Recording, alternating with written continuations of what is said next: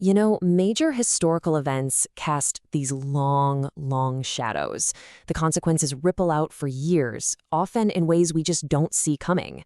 Today, we're diving into the aftershocks of one of the biggest events of our time and the really personal journeys of trauma, healing, and reinvention that got lost in the noise.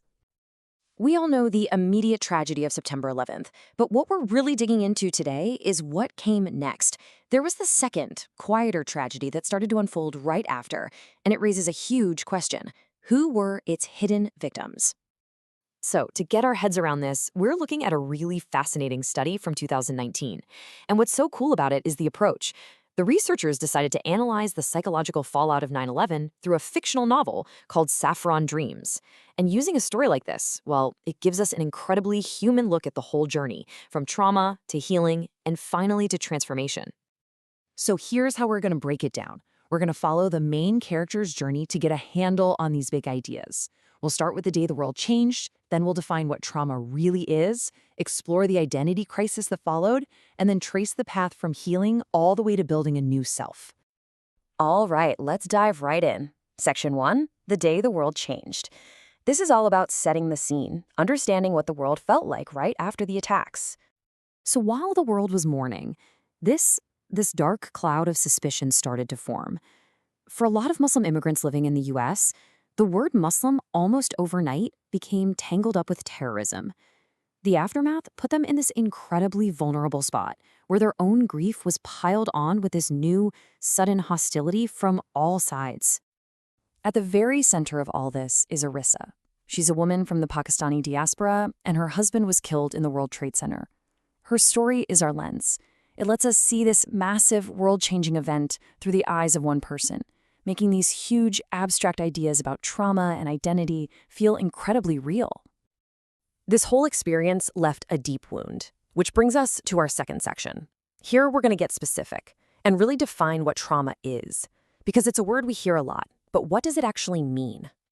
Well, the word trauma itself actually comes from the Greek for wound, and that's the perfect way to think about it.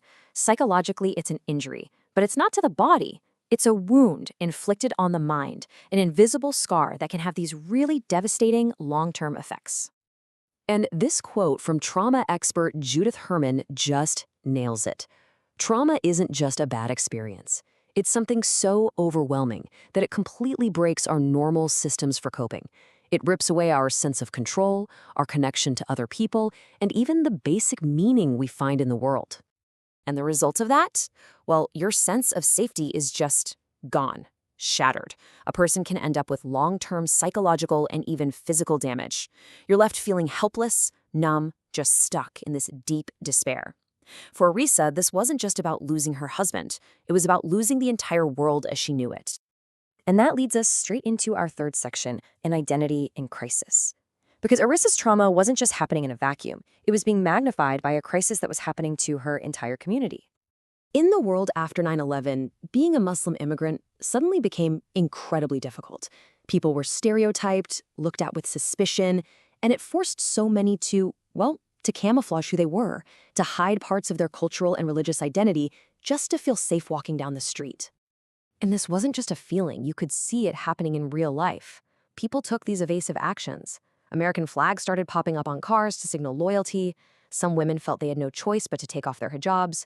Men put off travel plans, and some even went as far as anglicizing their names.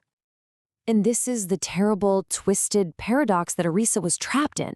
Just think about it. She is a victim of the 9/11 attacks. She's grieving the husband she lost, but at the exact same time, she's facing this racial hatred from people who see her and her culture as the enemy. She was completely caught in the middle, a victim of both sides. So, how do you even begin to come back from something like that? That brings us to section 4, the path to healing. And it turns out the answer lies in the surprising power of simple human connection. This quote from the study is everything. It's the key. Trauma works by isolating you. It severs the bonds between you and your community. So it only makes sense that healing has to be the exact opposite.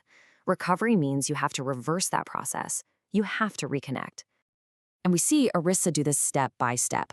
First, she makes a conscious choice to break out of her isolation. Then she finds a new community by getting a job. And finally, through that job, she starts to build new social connections, slowly but surely pushing back against the isolation that the trauma built around her. And that brings us to our final and maybe the most powerful section, forging a new self. Because this isn't just about getting back to who you were before. This is about becoming someone entirely new. Now, to really get this, we need this idea from a cultural theorist named Stuart Hall. He argued that identity, especially for immigrants, isn't some fixed thing you're born with. It's a constant process of becoming. It's this ongoing negotiation between where you come from and where you are now, creating something new all the time.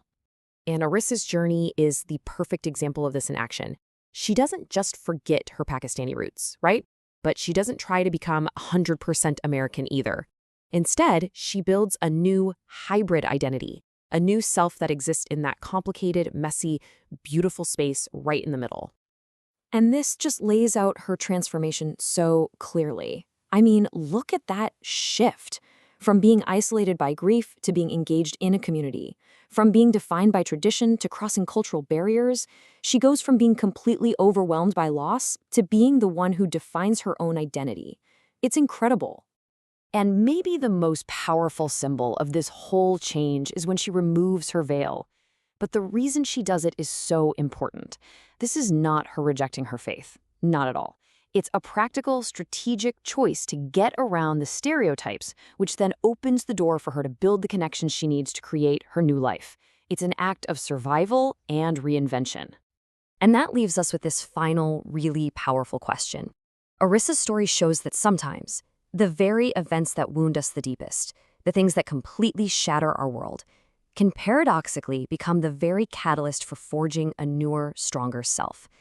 So how is it that something that breaks us can also be what remakes us?